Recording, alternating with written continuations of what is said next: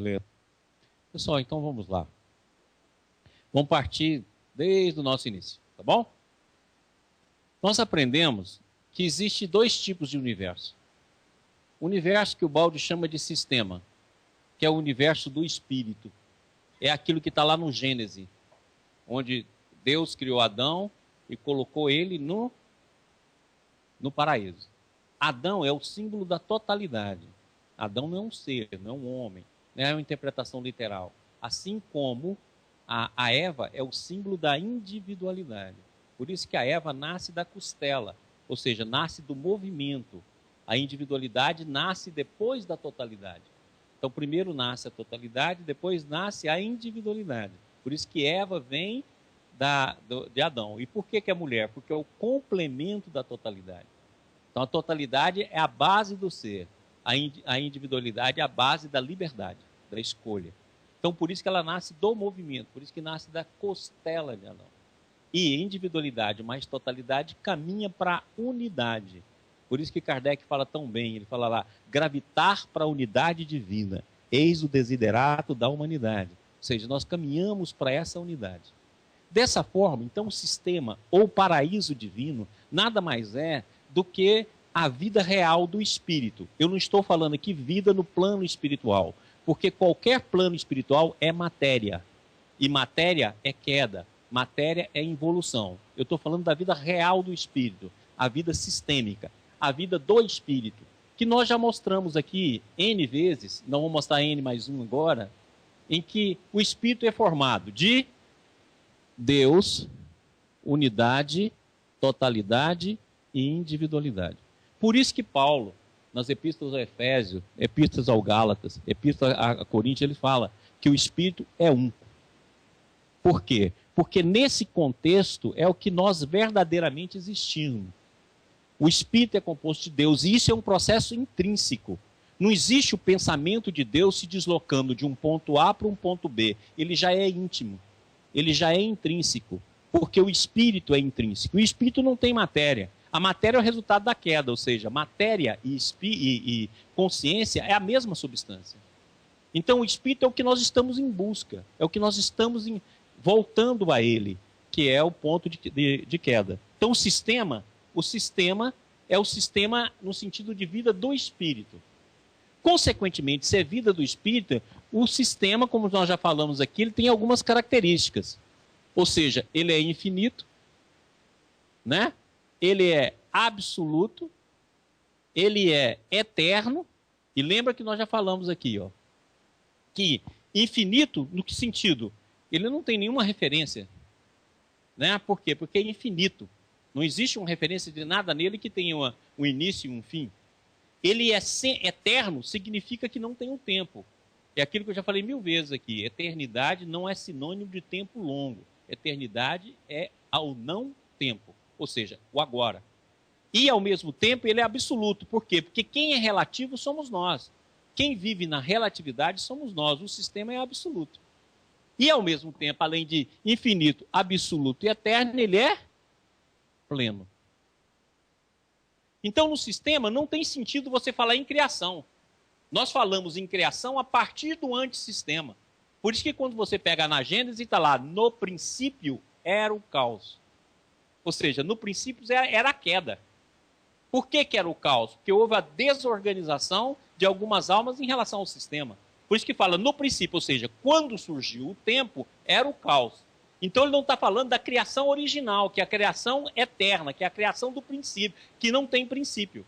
Então, quando houve princípio, era o caos. Certo? Então, esse é o princípio.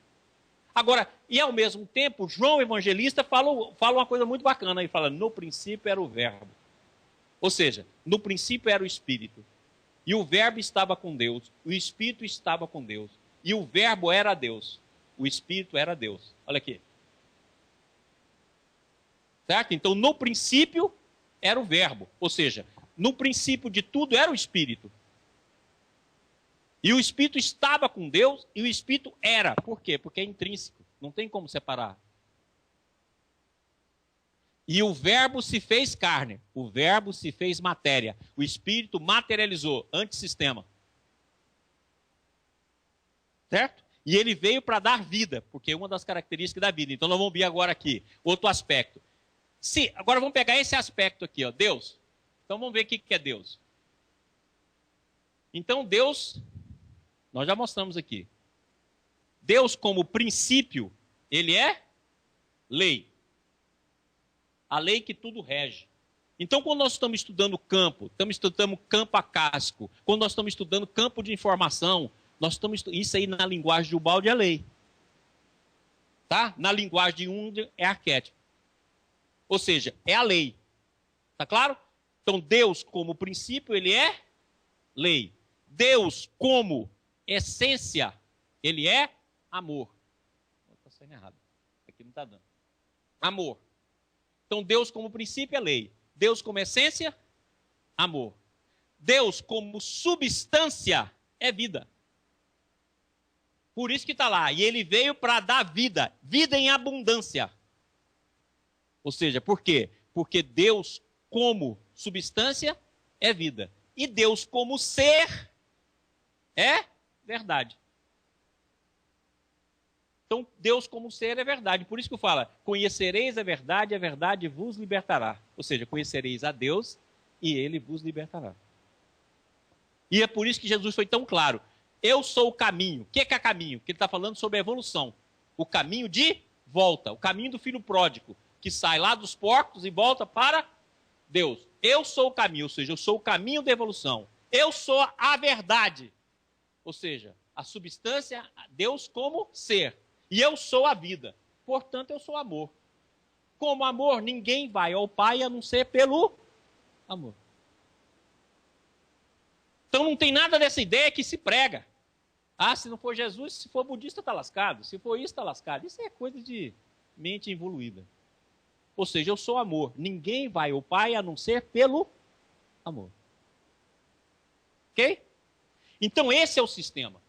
Quando houve a queda, criou-se, então, o que o Ubaldi chama de antissistema. O que é o antissistema? É tudo aquilo que vibra. Então, a vibração nasceu com causa, nasceu com a queda. Logicamente, que dá para escrever uns 3 livros, o Ubaldi escreveu 4, só sobre como é que foi a queda. Eu não vou falar isso aqui agora, porque é um curso. Mas vou dar algumas pinceladas.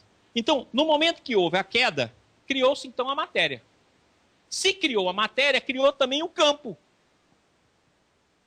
Tá claro? Criou-se o campo, porque começou a vibrar.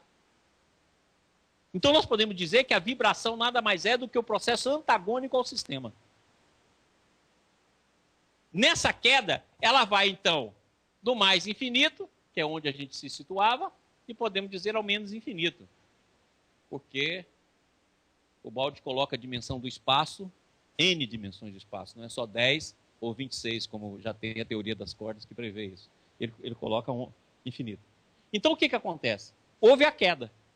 Na queda se formou os múltiplos universos, ou o metaverso, ou, como diz o Stephen Hawking, todos os universos possíveis. Então, na verdade, existe sistema de sistemas de universo. Dentro desse foco, então, foi caindo na queda. O filho pródigo, que somos nós, que caiu mais distante, caiu em mundos primitivos de expiação de prova. Nós na fita. Esse filho que caiu distante recebe o nome de diabo, capeta, porque significa adversário de Deus, ou seja, adversário do amor. É por isso que quando os hebreus chegam para Jesus e falam, mas nós somos filhos de Abraão. Falou, se vocês fossem filhos de Abraão, saberia quem eu sou. Vós sois filho do diabo. Ou seja, se vocês fossem filhos de Abraão, Abraão é o símbolo da fé. A fé é o que introduz a intuição na evolução. Então vocês saberiam quem eu sou. Então, na verdade, que quando ele pergunta para ele, Pedro, quem é que o pessoal está falando que eu sou? Está falando que você é isso, que é aquilo, e você, o que você acha? Não, você é filho de Deus vivo. Certo? Aí ele fala, Pedro, tu és pedra, e sobre ti construirei minha igreja. Por quê? Pedro, tu és fé, tu és intuição. Sobre a intuição, sobre a fé, construirei a minha igreja. Entendido? Aí eles foram lá e falaram, Pedro fez o Vaticano. Evoluído é maravilha. É ruim. Aí, portanto, é verdade que ele chega para Pedro e fala, né? Pedro, o que você ligar na terra, ligareis no céu. Ou seja, o que a fé e a intuição ligar na terra, estará ligado no céu.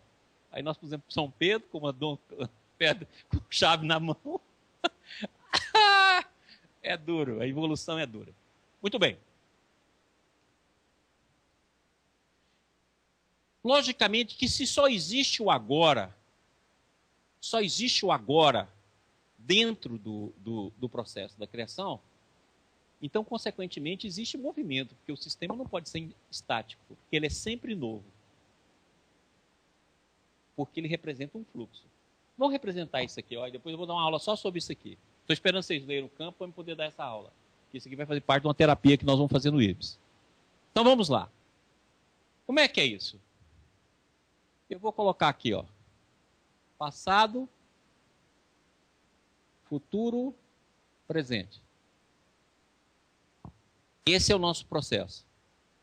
É assim que nós nos situamos. Então, acima do presente está o agora. O agora não é presente. Tá autor espiritual que mistura presente com agora. Agora é o estado de plenitude, onde tudo é ao mesmo momento. Ok? Ou seja, o agora é a eternidade. Não é presente. Presente é um momento. Agora não é feito de momentos. Ele é feito de um fluxo. Ah, como é que entende isso? Pega, para a melhor maneira de entender é pegar um raio de luz. O raio de luz, se nós entendemos o raio de luz como uma onda, ela é um contínuo. Agora, se eu pego esse raio de luz e divido ele em partícula, ele é cortado em pedaços. Aí dá para me falar ontem, hoje e amanhã. Mas se eu pegar ele como uma onda, ele é um contínuo. Ok? E o tempo nada mais é do que a transformação da nossa consciência. Por isso que o Baldi fala em grande síntese. O tempo nada mais é do que o transformismo fenomênico. Ou significa o quê? Minha consciência A que passa para a consciência B que passa para a consciência C. Isso mede o tempo. Na hora que a consciência houver a transformação final da evolução, não existe mais o tempo, existe mais o agora.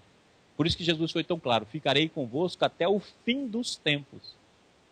No princípio era o caos, nos fins dos tempos estarei convosco, ou seja, o último dia da evolução. Por isso que está lá, eu já falei isso aqui várias vezes, no 7º dia Deus descansa, porque 6 dias são o tempo da evolução. O 7º dia, com todos os seres, chega novamente ao sistema. Ou seja, deixou de ter luta entre bem e o mal. Deus descansa. Claro? Entendido aí? Guarde isso aqui, eu vou dar uma aula só sobre isso aqui. Estou esperando vocês lerem. Muito bem. Então agora, vamos dizer lá o que aconteceu.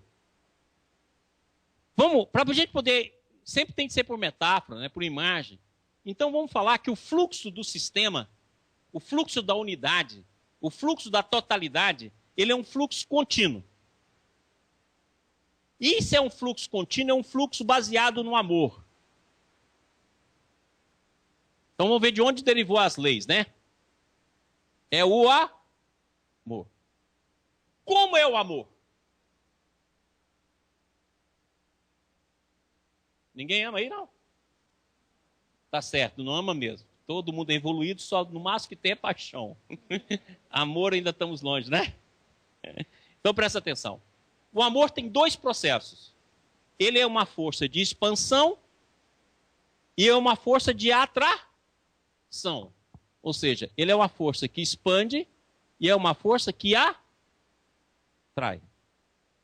Então, é verdade que Jesus fala, vinde a mim, vós que sofreis e estáis sobrecarregados. Ó, vinde a mim.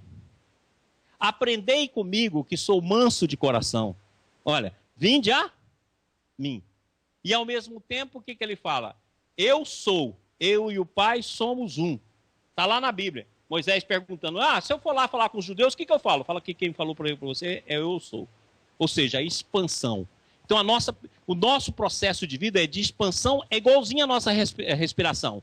Expansão e atração. Por isso que o amor atrai.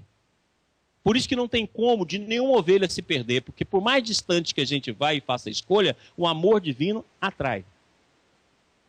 Certo? Ou seja, então é um movimento respiratório. Expansão, atração, expansão, atração, dentro de um movimento único. Então, o que foi a queda? Foi um movimento contrário ao movimento único. Se o movimento único é atração e expansão, houve então dois movimentos. Um movimento centrípeto. Um movimento centrípeto, ou seja, um movimento em que toda a força veio para o eu. Ou seja, o eu passou a ser centro. E a individualidade virou individualismo. O self, que é o si mesmo, virou ego. Porque o movimento, em vez de ser um movimento contínuo, nós saímos da corrente e fizemos esse movimento. Então, tudo que era fluxo virou concentrado em nós. Movimento centrípeto para o eu. E como o movimento era de totalidade, nós fomos saindo da totalidade. O movimento centrífugo. Ou seja, o movimento de fuga. Tanto é verdade que o Big Bang é o quê?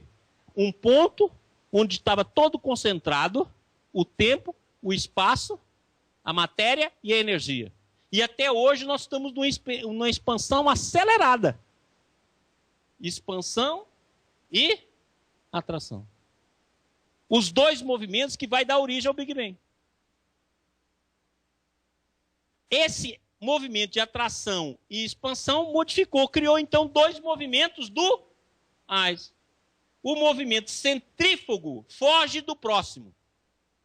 E o movimento centrípeto fortalece o eu. É por isso que Jesus fala o quê? Todas as leis e todos os profetas é o quê? Amar a Deus sobre todas as coisas. Correção do movimento centrípeto. Você deixa de amar o eu e passa a amar a Deus.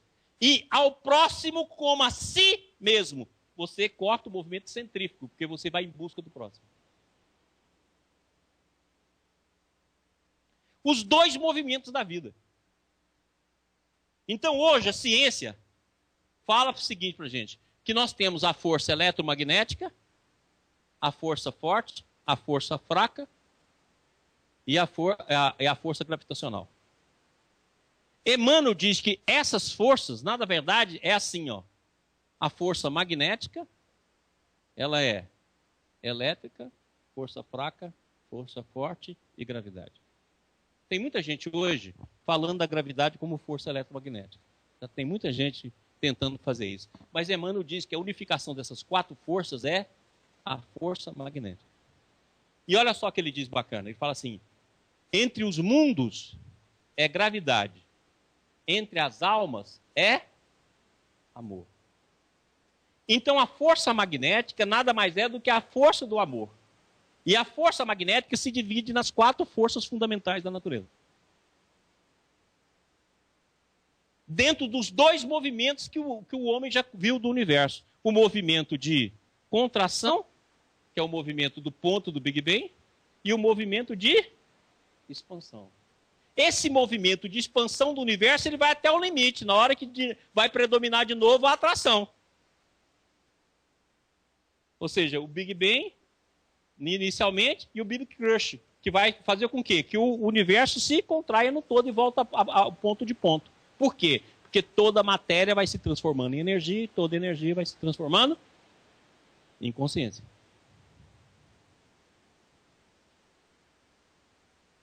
Deu para entender isso? Deu ou não deu? Pessoal da TV aí, para de conversar também aí em casa. Deu para entender? Alguma pergunta? Ou não tem nem assunto para perguntar? O duro é se não tiver assunto para perguntar. Tudo bem? Vamos lá. Entendido isso aí, se a gente entender os dois movimentos, nós vamos saber por que houve a queda. A queda no momento da expansão da individualidade, nós fizemos um movimento em torno do eu. Por isso que surge a queda. Quem quiser ler isso, é só ler Deus e o Universo de Ubaldi. Vai falar massas brancas, massas escuras, viu? É só ler lá. Muito bem. Então, nós vimos como é que se deu origem ao movimento. Quando deu origem do movimento, todas as almas que caíram, vamos colocar aqui as almas girando assim, ó. Então, todo mundo que fez esse movimento, eles estão unidos. Concorda comigo? Porque o que você fez foi mudança do movimento. Você não mudou as qualidades do sistema. Todos continuaram unidos. Todos continuaram tendo a imagem e semelhança um do outro. É aquilo que eu já expliquei, quando fala lá, Deus nos criou a imagem e semelhança.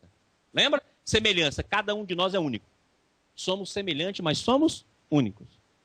E a imagem de cada ser está dentro de nós, que o universo é holográfico. O todo está na parte e a parte está no todo. Tudo bem? Muito bem. Então, nós continuamos unidos, mas nós nos fechamos no nosso movimento. Entendeu? Porque a forma principal do universo é a espiral. Você vai ver a espiral em tudo. Se você abrir uma torneira na sua casa e deixar a água vir para o ralo, você vai ver que ela faz uma espiral. Se você vê a galáxia, a maioria da forma da galáxia é espiral.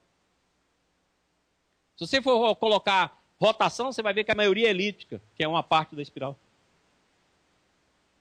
Ou seja, o movimento é espiral. Porque houve um movimento. Então aqui, inclusive, dá para a gente entender por que a partícula, porque qualquer movimento ele é partícula e onda. Qualquer partícula nossa ela pode ser vista como partícula e onda. Por quê? Porque o movimento fechado dá partícula. O movimento aberto dá onda. Nada mais do que isso. Pega uma espiral. Na hora que você abre ela, é onda. Na hora que você fecha ela, é partícula. Ok? Então, nesse movimento, nós então passamos a ter dois movimentos na vida. Ou seja, tudo na nossa vida é dual. E a base do nosso movimento é centrípeto, sempre voltado para o nosso umbigo. É igual ao que eu falo, né? Nós somos um paraquedista com paraquedas aberto no umbigo.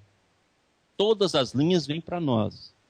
Certo? Ou seja, porque o movimento centrípeto do eu, do desenvolvimento do ego. E centrífugo, fugindo do próximo. Você pode olhar que todo o processo seu é de fuga do próximo. O próximo só se te interessa se for zona de prazer para você. Caso contrário, por favor. Eu sou livre. Exclui. É o que o Bert Helling vai estudar. Então esses dois movimentos estão na alma. Mas o que é fundamental, que a nossa ligação não local, que não depende de vibração, nós permanecemos unidos. E como o tecido é não local e é de ligação, a vibração também nos une. Então nós temos dois processos de união. O processo vindo da vibração e o processo não local, semelhante a isso que a física quântica descobriu. O não local pertence ao sistema e o vibracional pertence ao antissistema. Mas tem uma coisa interessantíssima que também está na Bíblia que eu acho fabuloso. Vocês lembram o seguinte, que quando Jesus fala da parábola do filho pródigo, ele fala que o outro filho, certo? O filho que ficou com Deus, ele estava onde? No campo. Quando a gente estuda a lenda lá de Caim e Abel, que é a parábola de Caim e Abel, onde que estava Caim e Abel? Quando Caim matou Abel, estava onde? No campo. Olha que bacana. E é exatamente hoje que está se discutindo isso. Que existe um campo que nos envolve todos. Então, olha só. Vamos colocar isso aqui, é uma besteira que eu vou falar. Mas a gente tem que ter um raciocínio, né? Então vamos falar que aqui é o sistema. Quando houve a queda no sistema, logicamente que não é assim, né? Porque o sistema envolve tudo. O primeiro momento do sistema formou um campo. Como esse campo continha toda a informação invertida, ou seja, houve a inversão, mas a informação é clara, formou-se um campo de informação que vai ordenar todo o sistema, porque o princípio era o caos. Então vai ter de ter uma informação que transforma a causa em cosmo. Então nós podemos dizer que é o espírito então transforma-se em consciência. Por que transforma em consciência? Porque passou a ter o mundo do espírito, que é livre, aberto, mas um ponto central onde formou o inconsciente. Então o campo, nós podemos dizer, a primeira morada nossa fora do sistema, que é onde estão os anjos. Por isso que o nome de anjo é mensageiro. Mensageiro entre duas dimensões, a dimensão real do espírito e a dimensão antissistêmica. Eu sou Gabriel, mensageiro do Senhor. Anjo. Aquele que é como o filho que ficou no sistema, ou seja, está voltando para o sistema, está próximo do sistema. Então nós podemos dizer que houve uma queda do arcanjo, anjo, aquela classificação da Igreja Católica é muito bacana. Serafim, anjo, barará, barabá, bababá, átomo, barará, barará, barará, espaço-tempo. Teve uns que caiu só aqui. Tem outros que caiu aqui. Teve outros que, como nós, vemos, estamos aqui. Está claro? Entendido? É por isso que quando nós vamos voltando, como a gente caiu muito embaixo, à medida que você vai voltando, tudo está pronto. Você desencarna, tem colônia para te receber. Você encarna, a terra está feitinha para te esperar. E bonita, cheia de coisa linda. O máximo que você faz é contribuir para a sociedade. Ajudar na construção de uma casa, um funcionário aqui. Mas só. E esse mesmo a gente briga para caramba um com o outro. A natureza está toda aí, toda ricamente constituída. Então não precisa fazer nada para ela estar aí. Porque como a gente caiu muito embaixo, na hora que a gente vai voltando, está tudo pronto. Está claro? Muito bem. Se formou esse campo, então agora dá para a gente entender. Aqui, naquela figurinha nossa, Deus, unidade, totalidade e individualidade, não estou falando individualismo, houve a queda aqui, ó, com dois movimentos. O movimento de fuga do próximo e o movimento de centralização no eu. Aí ele vai da consciência 1 à consciência N. Desde a consciência arcangélica até a consciência espaço-tempo. E está lá na pergunta 540 do Livro do Espírito. O arcanjo que também começou por ser átomo. Por quê? Porque houve uma queda, uma descida. Aqui ele toma o átomo como referência e um retorno. Esse retorno aqui é o que a gente chama de evolução. Essa descida aqui que a gente chama de queda.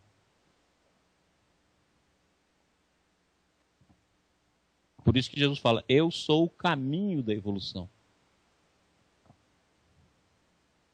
Claro? Então, o que acontece? Então, vamos ver agora lá. Então, se no primeiro ponto era um pequeno ponto de inconsciência e o resto de consciência, o que foi acontecendo? O inconsciente foi crescendo. Né? Isso aqui é inconsciente, aqui é consciente. Foi crescendo. Até que ficou inconsciente completo. É o que a gente chama de não ser, né? Ou seja, de um pequeno ponto do inconsciente foi até a quase totalidade de inconsciência. Se houve uma totalidade de inconsciência, formou um plasma de todos os seres que caíram a esse nível. Esse plasma é o que a gente chama hoje de espaço.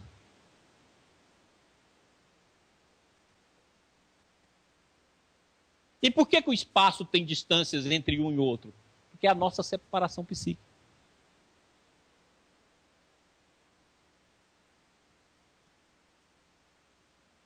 Então vê o espaço, que é o ser na sua mais absoluta inconsciência. Então, da vida, o espaço manteve apenas uma propriedade, que é o movimento.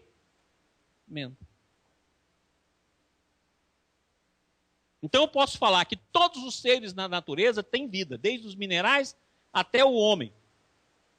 A vida nos minerais é o movimento.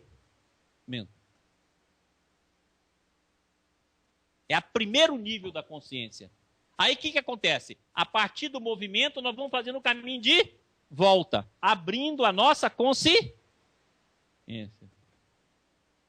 Até que a gente tenha consciência pura, sem nenhum inconsciente. Tá claro? E é por isso que nós já falamos aqui. Inconsciente não quer dizer falta de consciência. Quer dizer falta de percepção.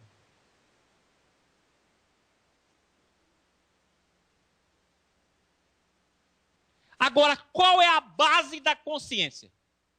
E aqui tem uma diferença brutal no conceito de Bert Hellinger, que o Bert Hellinger vai falar de consciência boa, apenas a consciência no sentido moral. E eu penso totalmente diferente. A consciência é muito mais ampla. Então, de cada consciência saem diferentes campos mentais. E de cada campo mental sai diferente personalidade. Então, vamos colocar alguns conceitos aqui para ficar bem claro. O espírito é o ser real. É isso que eu já descrevi aqui. A consciência são níveis onde o espírito se manifesta. Então eu posso ter consciência desde 1 até consciência N. De cada consciência sai campos mentais.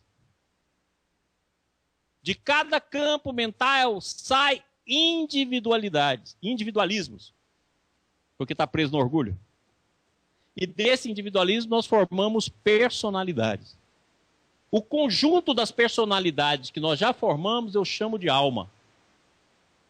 Que está lá no livro do Espírito, quando Kardec pergunta o que é alma. Fala, chama do jeito que vocês quiserem. Aí eu tenho um jeito de querer te chamar. Então, os espíritos autorizaram, eu chamo. Está lá, pode ir lá ler. Chama do jeito que vocês quiserem. Muito bem. Então, alma é o conjunto de personalidades. Consciência é o campo da queda. Campo mental é a expressão de nível de consciência. Então eu posso pegar aqui consciência humana. Ela tem N níveis mentais. Desses níveis mentais tem X números de seres que se alimentam dele.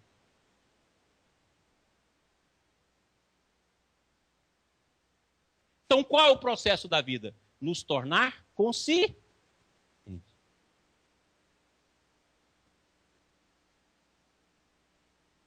Tudo bem? Agora, se a gente não conseguiu quebrar o sistema, qual é a base do sistema? Não é a complementabilidade e a união? Então, a base da nossa consciência é a complementabilidade e a união. Então, ninguém pode ser excluído.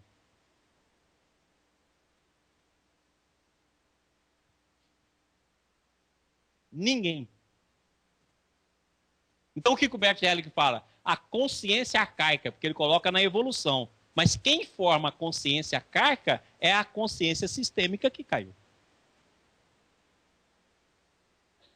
Então a consciência sistêmica não admite rejeição.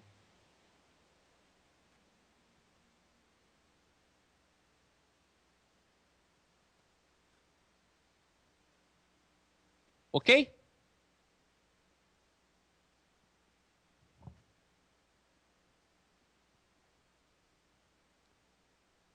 Pessoal, alguma pergunta? Quero que vocês entendam muito isso. Eu vou falar isso 200.000 vezes. Mas se na agora já entendeu, eu fico feliz. Pessoal da TV Ibis aí, qualquer coisa manda pergunta pra gente. Quero que todo mundo entenda. Agora vamos lá. Vamos. Pessoal de Brasília, alguma pergunta?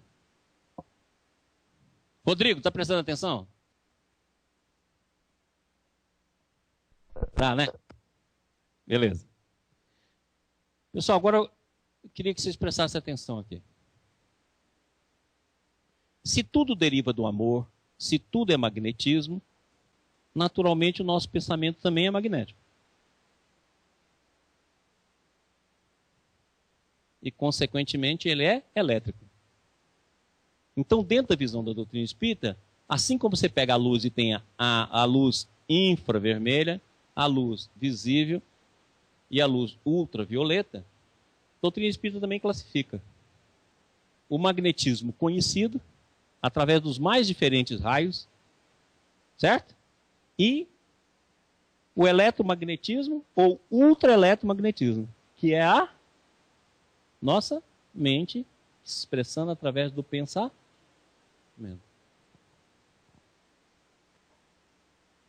Qual é a base do magnetismo? Não é expansão e atração? Então vamos lá agora. Vamos pegar aqui. Pegar aqui o Mauricinho, gordinho, carequinha, tá bom? Porque quando a gente vai ficando santo, vai ficando careca, por causa daquele negócio que aparece aqui. Você entendeu, né? Então, a personalidade Maurício, ela tem um campo mental. O campo mental Maurício, ele é refletido no cérebro físico e no cérebro espiritual do Maurição. Esse campo mental está ligado a um campo consciencial. Maurício? Oi? Temos uma pergunta da internet. Só um instantinho, já respondo. Então, o campo consciencial. Se o pensamento é eletromagnético, na hora que esse pensamento circular aqui, ó, cria-se um campo em torno de mim, que eu chamo de aura. Se ele é eletromagnético, ele expande e ele atrai. Então, tudo aquilo que vem na minha vida é eu que estou atraindo como imã. Se só vem tchãozinho, é a maneira pela qual você se situa na vida. Se um tchãozinho perturba muita gente, vários tchãozinhos. Por quê? Porque aquilo que você vem do campo de consciência que você está sintonizado. E lembra que são milhares de seres no mesmo nível de consciência sua. Que se expressa por um campo magnético fortíssimo, que são vários seres que se alimentam de você. Naquilo que nós mostramos aqui na aula passada, e você se alimenta dele. Então, aquilo que você tem em volta da vida é aquilo que você atrai por eletromagnetismo. Ou seja, nós somos um eletroímã diante do fluxo do tempo, consequentemente do destino. Aí você fala, mas eu atraio coisa que eu não quero. Lembra que dentro desse processo tem a lei de causa e efeito. Você já quis. E esse fluxo ainda está predominando em você.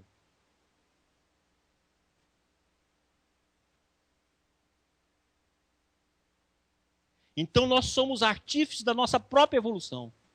E somos artífices da nossa própria vida. Isso não quer dizer, falar, o que eu bolar na minha cabeça vai vir na vida, como tem aí hoje os livros segredos. Negativo. Vai depender do ângulo de livre-arbítrio que você possua. Então eu já falei aqui, já mostrei isso aqui várias vezes. O livre-arbítrio e o determinismo nós podemos fazer como fosse aqui. Aqui é o determinismo, aqui é o livre-arbítrio. Logicamente, depois nós vamos discutir livre-arbítrio, que nós vamos mostrar aqui que, na verdade, o livre-arbítrio a esse nível que nós estamos é só vontade e desejo. Não é um livre-arbítrio ainda, porque o livre-arbítrio é a expressão do amor. Então só pode ser livre-arbítrio no absoluto. Muito bem. Então vamos supor que você foi fechando o ângulo do seu livre-arbítrio. Vamos supor que no campo financeiro você fez isso, ó. Você só tem um ângulo, vamos supor de 30 graus, e o restante aqui, ó, é o ângulo de determinismo. Então você pode pensar o dia inteiro que você vai ganhar dinheiro, que você não vai. Ou seja, você vai ter de abrir esse ângulo. Através de quê? Através do esforço criativo. Então isso aqui, você pode ter um ângulo desse jeito aqui, ó, onde o determinismo e o livre-arbítrio estão casados. É aquilo que eu já falei. Tem pessoas que nascem assim. Não tem livre-arbítrio de coçar as costas. Então, se você for assim, nem tchãozinho vai vir para você. Nem tchãozinho. Não tem jeito. O tchãozinho passa todo por cima, por baixo. Não sobra tchãozinho aqui. Não sobra nem tchãozinho. Por quê? Porque você zerou no campo afetivo. Se seu ângulo no campo afetivo é só de 15, se vir um manezinho, já tá bom, gente. Feinho, orelha de abano e tal. Ah, pega! Vai que seu seu ângulo é isso aqui, ó. Meu filho, se vê um ossinho, pega. Que é melhor um do que nada. Né? Que isso? Mais vale um anelzinho na mão do que um abraço. É meu, vem cá, meu benzinho. Tá claro? Então, aí vai depender do ângulo. Então a pessoa fala assim, não, mas eu fiz lá como o segredo manda e deu certo. Porque seu ângulo nesse campo está aberto. Só precisou do esforço.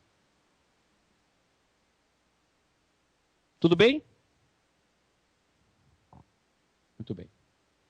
Então vamos lá agora. Se a vida é dual, na hora que meu campo mental pensa, recebe o fluxo do pensamento, eu já falei aqui que o pensamento é coletivo. Então, na hora que recebe o fluxo do pensamento, tá claro? Eu vou exprimir esse campo do pensamento. Dentro daquela feição que nós já falamos aqui 800 mil vezes, né? A vontade cria o desejo cria o sentimento cria o pensamento cria a palavra cria o ato cria o hábito cria o caráter cria a personalidade cria o destino. Então esse é o processo, essa é a cadeia que nós vamos formar. Então, consequentemente, na hora que meu campo mental se expressa, vai lá. Como diz Emmanuel, a vontade é o botão da máquina, que coloca a máquina em funcionamento. Então, o destino que vai estar aqui, ó, e o destino forma o karma, positivo ou negativo? Que eu interpreto o karma como ação, eu interpreto o karma como determinismo. Então, positivo ou negativo? Então, aquilo, ó, começa lá no campo mental. Esse campo mental é o campo mental que eu faço parte. Como eu falei aqui, né? Vamos pegar como se fosse o arco-íris. Certo? Ou seja, se eu penso em vermelho, escuro, todo mundo que pensa em vermelho, escuro, encarnado e desencarnado, pensa comigo. Entendeu? Porque é um eletroímã fortíssimo. Você está interligado. No momento que eu faço isso, que eu estou interligado e estou interligado ao todo, a base da minha consciência é o quê? A base é o espírito. Então, consequentemente, eu vou ter 3 tipos de emanação, não vou? O pensamento é dual. Então, eu posso falar aqui bom e mal. Você pode olhar que o pensamento é sempre dual. Ele pode ser 99% bom, 0,1% mal, mas você vai pensar no mal. Eu amo meu marido. Meu Deus, como eu gostaria de matá-lo. É. Só que o matar é muito mais do que o amar. Que é o que o Bert chama de vontade de extermínio. Então o que acontece? O pensamento é sempre dual, você não tem como, porque não são as duas forças. Força centrípeta e centrífuga. Essas duas forças funcionam na nossa vida o tempo todo. Então a dualidade é manifestação do sistema. Mas então sempre o nosso pensamento ele vai ser dual. Sempre. Agora, em cima desse pensamento dual, eu tenho o quê? Eu tenho uma vibração unificadora. Porque a vibração que vem do sistema. Então, eu posso ter uma tese, uma antítese e uma síntese. A síntese é aquilo que a gente sempre tem do sistema. Aquilo que Jesus falou para nós, vós sois deuses. Está no inconsciente, mas está presente. E no nosso mundo vai ser sempre de manifestação. Se eu aderir apenas um dos lados, eu renego o outro. É o que o Bert Hellinger vai chamar de boa consciência. É aquela consciência que acha que é justa, e exclui, e que, acima de tudo, prevalência. da visão dela. Então, se eu sou torcedor de um time, todos os outros times é inimigo, o meu time que é bom. E chega a matar por isso. Se é um partido político, a mesma coisa. Se o cara cometeu um erro em relação à sociedade, eu quero excluí-lo. E de preferência, matá-lo. Se é bandido, estrupador, tem que matar. Por quê? Porque eu adero a um ponto. Só que eu esqueço que qualquer ação, eu também faço uma ação. E as duas ações são humanas. Se as pessoas erram, lógico que elas têm de assumir a consequência dos seus atos. E cabe o meio social, através da sua justiça, que seja justiça educativa, ou o meio consciencial, através da ação divina, de buscar o resultado de cada ação. Mas não compete a mim. Por isso que Jesus foi tão claro, não julgueis para não seres julgados. Porque com a mesma medida que julgarem os outros, sereis julgados. Julgamento não pertence ao nosso direito.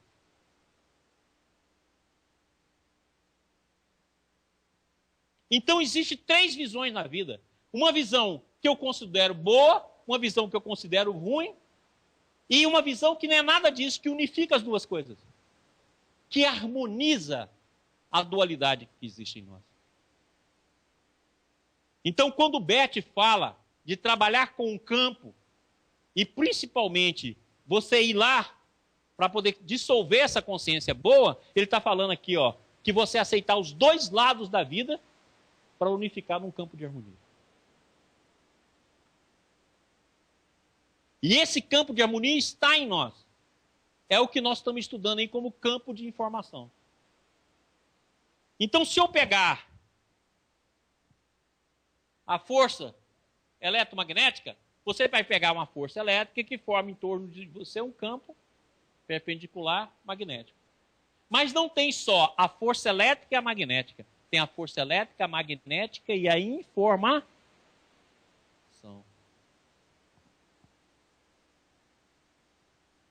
Agora, olha só que interessante. Se eu pegar a forma da teoria da relatividade do Einstein, simplificada, né? Porque essa daqui é simplificada. Energia igual a massa vezes velocidade da luz ao quadrado. Agora vamos fazer o seguinte. A relação entre massa e energia, vou passar para cá, né? É igual a velocidade da luz ao quadrado. Então eu posso dizer que tanto a energia como a matéria é luz congelada.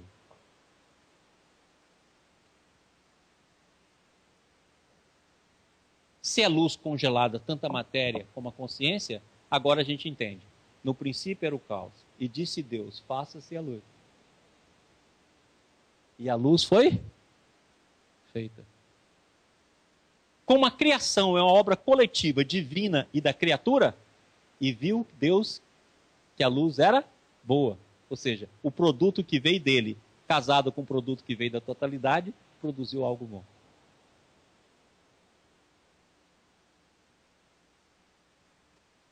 Ok? Então nós podemos agora falar o quê? Que o nosso universo, ele é espírito no campo sistêmico. Ele é consciência no campo vibracional. Da consciência origina a informação. Da informação origina a energia e origina a matéria. E o veículo desse processo é a luz. Olha o que Jesus fala. Brilha a vossa luz diante dos homens, a fim de que ele veja as vossas boas obras e glorifica ao Pai que estás no céu. Ou seja, as boas obras pertencem ao campo da totalidade. Então, quando você faz algo bom, é a totalidade que se expressou por você. Por isso que quando chega para Jesus, fala, ô bom mestre, ele fala, por que me chamais de bom? Bom só o Pai, ou seja, bom só a unidade e a totalidade. O ser apenas reflete a bondade do todo. Agora fica fácil da gente entender. Ok? Estevinho, pergunta. Vamos lá. A involução seria o que Jung diz, só passando pela sombra que você vai para a luz? Pergunta da Clarionice de Brasília. Ah, sim. Se você quiser entender a sombra como o processo de queda, dentro desse contexto, essa frase de Jung cabe bem. Mais alguma coisa? Não, somente. Pessoal, vamos tomar um cafezinho, 5 minutinhos para a gente voltar. Pessoal da TV Ives, pessoal de Goiânia e Brasília. Então presta atenção agora que nós vamos mostrar agora como é que a nossa consciência vai se fazendo, tá claro? E para a gente poder entender o processo em que nós estamos, para poder entender depois a visão do Bert, incluindo não só a consciência arcaica, que é da evolução, mas a consciência sistêmica que permaneceu mesmo com a queda. Pode falar, Rodrigo. Rodrigo, Estevão. Tá. Pergunta da Elaine de Brasília.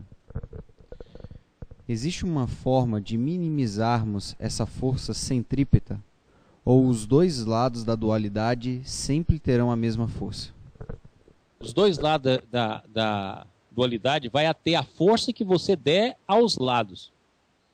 Então não é que elas têm a mesma força, elas têm as mesmas possibilidades. Dependendo da sua escolha, você vai fortalecer um lado. Como você formou um condicionamento, muitas vezes você sempre tende para um lado. Ou seja, a sua dualidade é manca. E ela é hipertrofiada do lado onde você já acostumou a viver. É aquela visão que a gente teve ali. Mostra aqui, Marquinhos.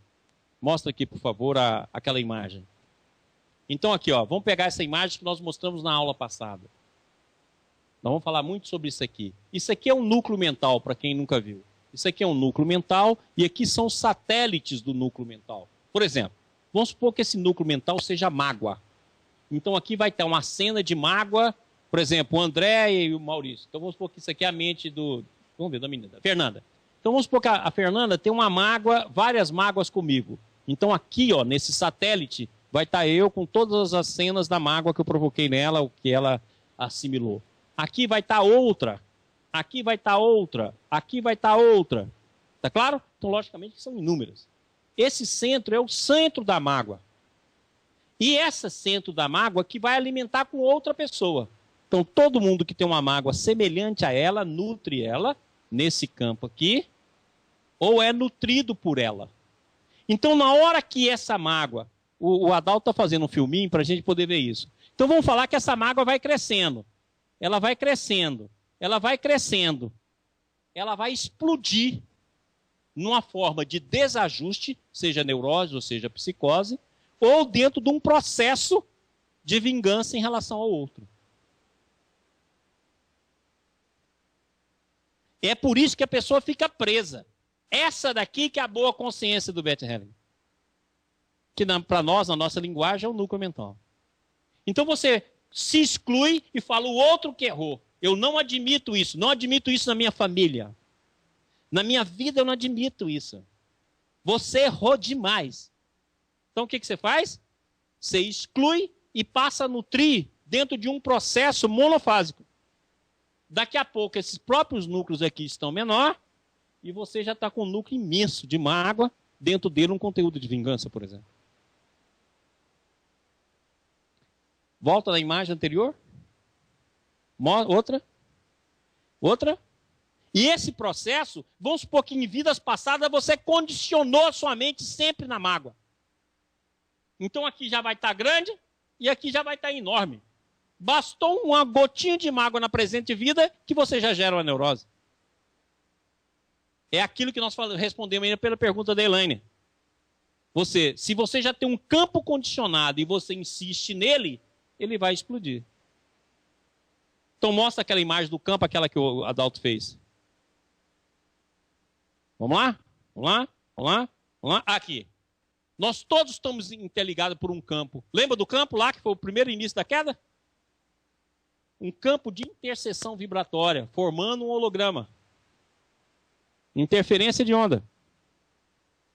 Esse campo é nutrido dentro daqueles núcleos, dessa maneira aqui.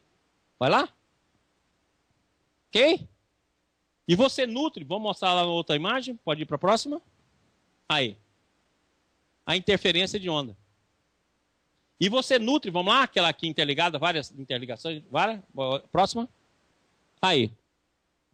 Então, logicamente, que eu estou mostrando entre 4 e 5 pessoas. Agora coloca milhões, bilhões. Na rapidez daquilo que eu já ensinei aqui.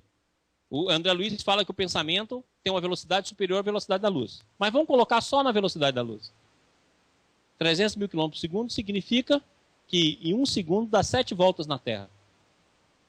Então, cada pensamento seu deu 7 voltas no mesmo grupo, encarnado e desencarnado, que você se nutre. É online instantâneo. E você vai ampliando aqueles núcleos, até que aqueles núcleos tomam a posse do seu psiquismo.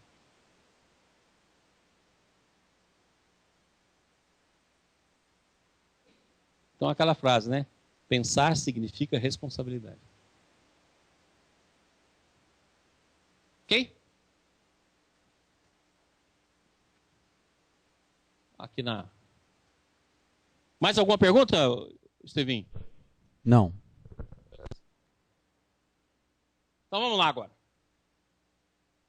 Então nós falamos aqui que no momento que nós formamos a consciência, desde a consciência de campo, que eu vou chamar 1, que é a consciência do filho que permaneceu próximo ao pai, que o filho também caiu, mas só caiu pouco, até a consciência de Caim.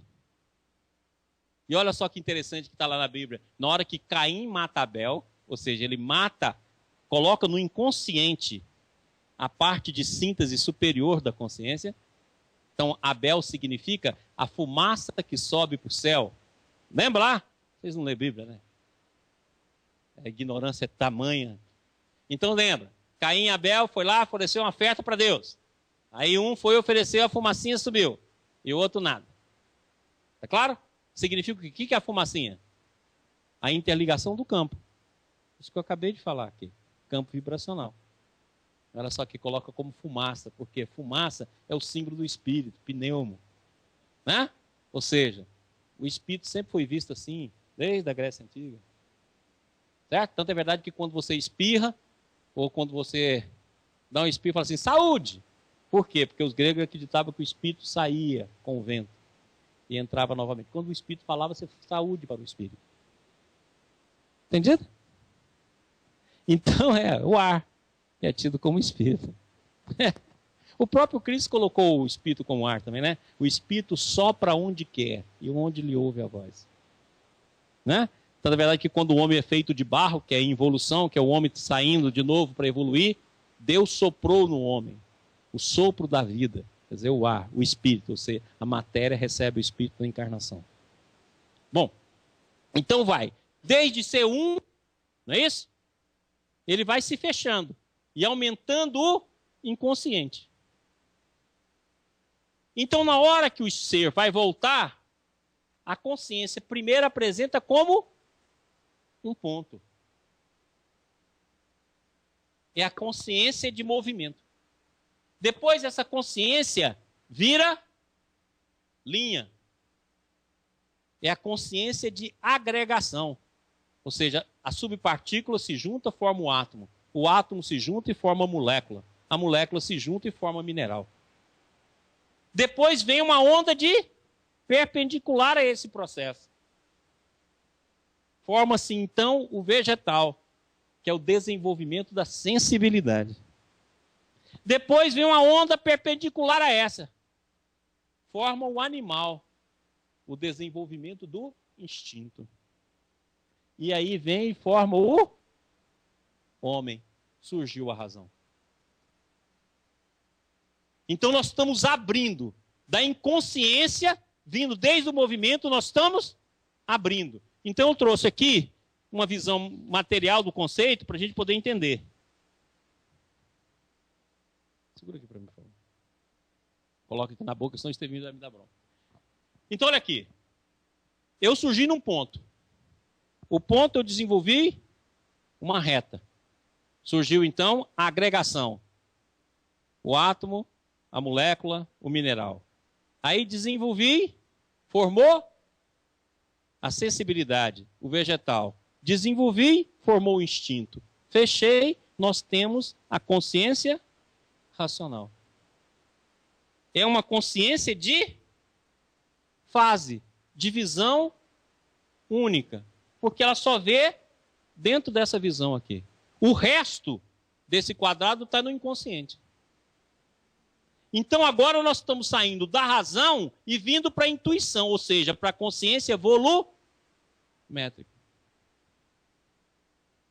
Então, por enquanto, a nossa visão é só isso aqui, ó, o vermelho. E o restante está no inconsciente. Mas à medida que nós vamos desenvolvendo o inconsciente, ela vai fazendo isso. Ó. Ela vai se tornando volumétrica. Por isso que a nossa visão racional é extremamente estreita em relação àquele que já desenvolveu a visão intuitiva. A ponte entre a razão e a intuição é a fé. Não disse a crença, porque a crença é intelectual. Eu disse a fé. Aí você vai sair dessa consciência, desse tipo de consciência, para essa consciência volumétrica. Então, quando a gente vê os grandes santos, os grandes anjos, os grandes pensadores, um Ciro Arambino, um Pietro Baldi, certo? Um Chico, tá claro? Quando a gente vai ver esses grandes caras, não é, a mente dela não é igual à nossa. Eles já estão na feição volumétrica. Enquanto que nós estamos aqui, na primeira plataforma. Entendido? Então nós estamos saindo volumétrica. Agora você fala, e o próximo passo? É um desse aqui em cima do outro. Hipervolumétrico. Entendeu o que é ultramente, supramente, que Ciro Arambino fala tão bem sobre isso? Uma pergunta lá. Gabriela de... Tá dando para ouvir? Gabriela de Goiânia. Tudo está dentro da gente já. A gente só não tem conhecimento para conseguir acessar. Não, você não tem percepção. Vamos usar a palavra correta. Percepção. Para conseguir acessar. Está tudo dentro de mim. Isso. Eu só vejo a primeira face, mas todo esse conteúdo está aqui. Está dentro de você. Então presta atenção, olha só que interessante. Se tudo está dentro, você precisa criar ressonância. Então como é que a gente cria ressonância? Prece, oração, serviço ao próximo, leitura. Então, ninguém educa ninguém. Vocês estão me ouvindo aqui, eu não estou educando uma grama de vocês. Aquilo que eu falar que tiver ressonância na sua alma, você abre um quadradinho desse aqui. Então, ninguém educa ninguém. No máximo que você consegue fazer é despertar o que em você dormita. Aquilo que em você já é latente. Então, quando a gente lê, ora, o que você está buscando? Leitura, oração, meditação e principalmente serviço ao outro, porque o serviço ao outro vai acabar com a força centrífuga. Está claro? O que você está fazendo? Criando campos de ressonância para abertura no campo consciente daquilo que você já tem no inconsciente. Obrigada.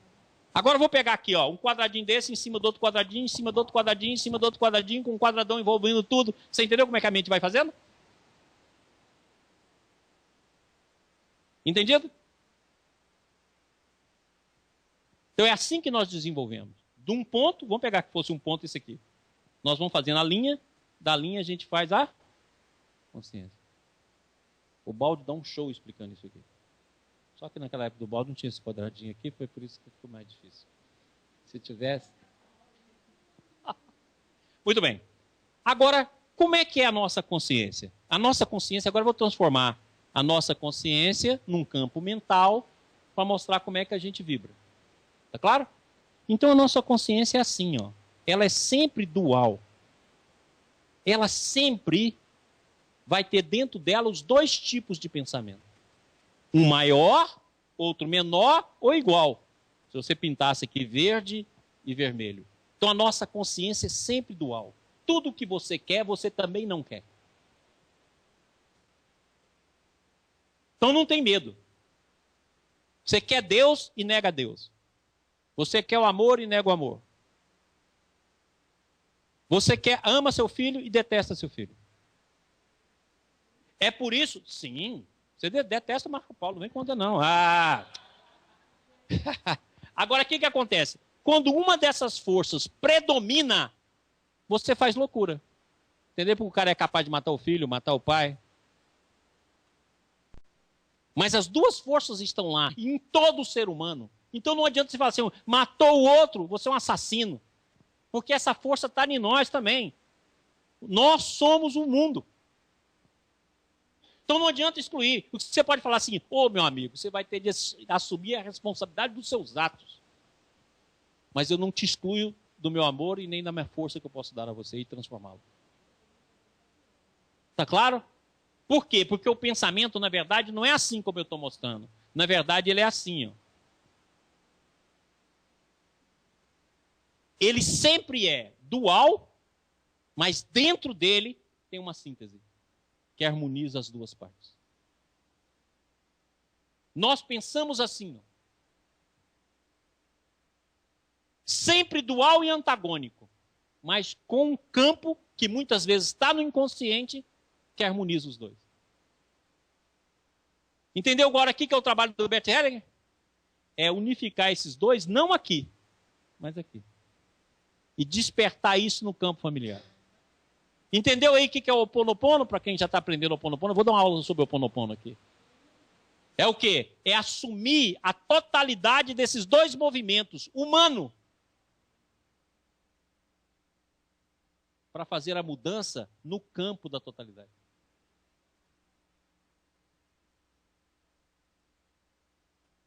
Agora, se eu permaneço apenas num ponto desse, se eu faço isso com a minha mente, ó, eu excluo. Porque quem não for vermelho está excluído. E é esse vermelho que cria as tragédias que vai passando de geração para geração. E toda a força excluída fica no campo. Vamos supor que nós excluímos o verde. Está no campo. E alguém vai captar esse campo. E vai manifestar ele no campo familiar.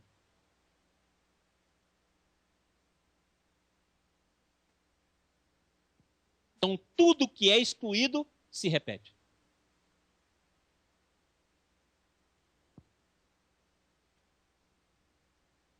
Entendido? Por quê?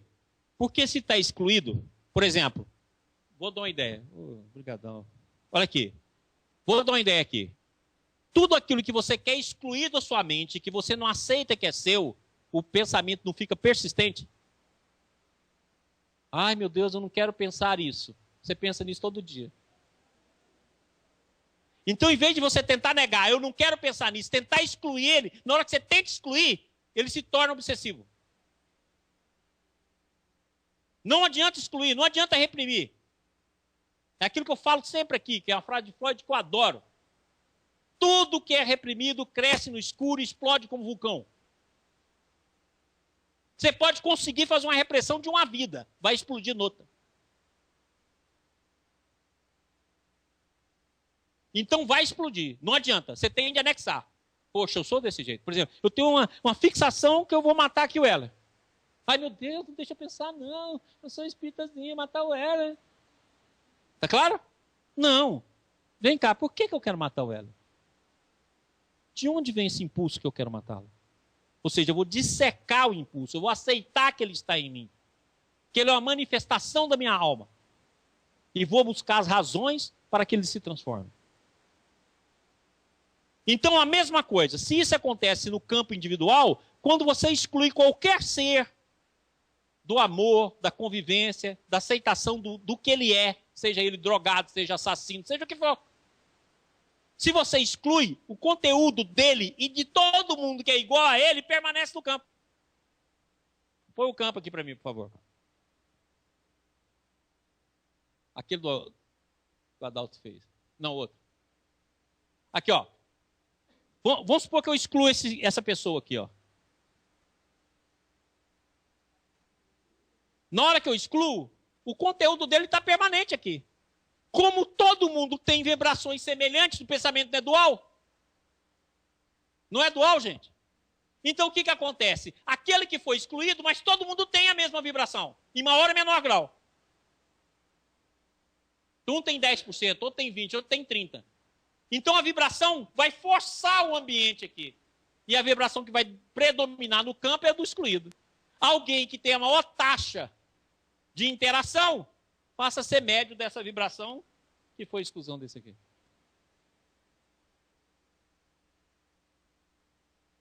Isso é lei do coletivo. Então, bota o campo, aquele grossão aqui. Isso.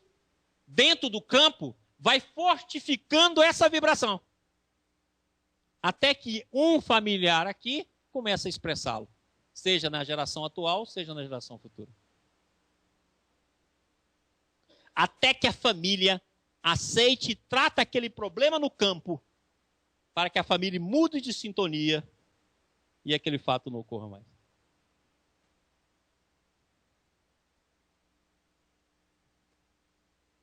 Isso, inclusive, no processo obsessivo. Por quê? Porque no processo obsessivo você cria o campo onde o obsessor vai fixar e o fluxo vai continuar. Tá claro? Fala o nome e a pergunta. Eunice. Maurício, isso acontece muito, a gente nota, nas pessoas que não reverenciam determinado tipo de morte. Por exemplo, um filho tem AIDS, morre de AIDS e a família fala, meu filho morreu de tuberculose. Quer dizer, ele deu mais importância à doença do que à perda. Então, ele não reverenciou, ele excluiu nesse momento. Nesse momento que ele fala aqui, ele não está excluindo, né, no sentido de ser AIDS ou tuberculose. Ele está excluindo a conduta do filho que ele julgou negativa. Essa conduta permanece no campo. Ele está excluindo o filho. Isso. Quer dizer, ele não tá se dando faz mais importância Sem aquilo dúvida. do que a vida e a perda dele. Beleza. Isso não se faz no sentido seguinte, permanece dentro do campo. Não adianta você excluir. Quando eu falo excluir aqui, eu quero que vocês entendam que é um processo grande. Não é excluir no sentido apenas de separar. É excluir no sentido de não aceitar. Tá claro? Então é excluir no sentido de não admitir. Não, é o excluir no seguinte, de separar a pessoa da nossa vida. Não, ele é um viciado e isso eu não admito. Ele é um safado. Tá claro? Se é safado, eu não quero nem ver. E se ver também, eu não quero conviver. E se eu conviver também, eu não estou nem aí. Entendido o que eu estou falando em exclusão? Não é exclusão no sentido de separação. É de não aceitação. Não aceito porque ele é homossexual. Não aceito porque ele é ladrão. Não aceito porque ele é assassino. Não aceito porque... Aí vai. Essa exclusão permanece no campo.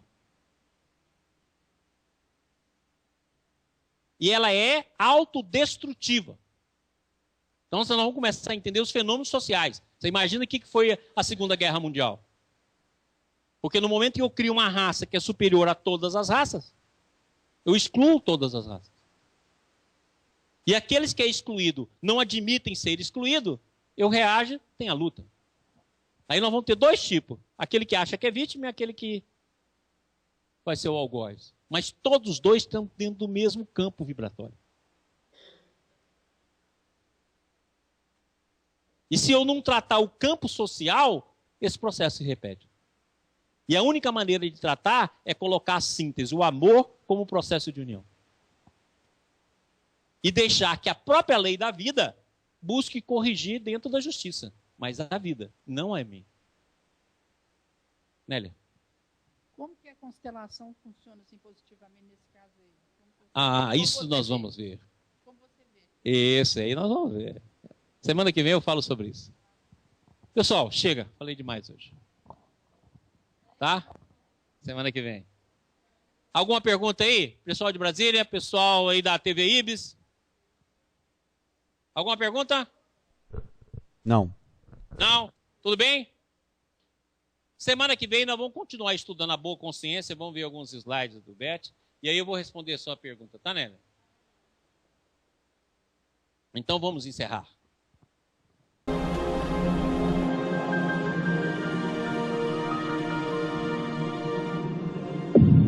IBIS, Instituto Brasileiro de Benemerência e Integração do Ser. www.ibis.org